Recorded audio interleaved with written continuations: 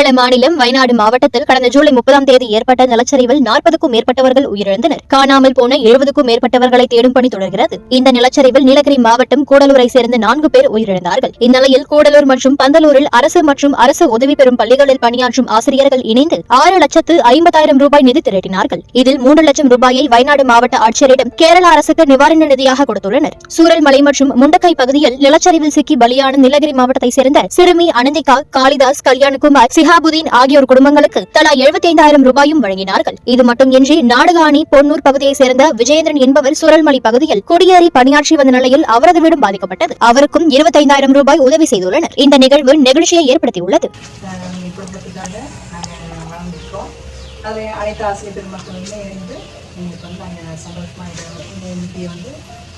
ஒரு துக்கமான நிகழ்ச்சினாலும் எங்களுடைய சப்போர்ட்டுக்காக தான்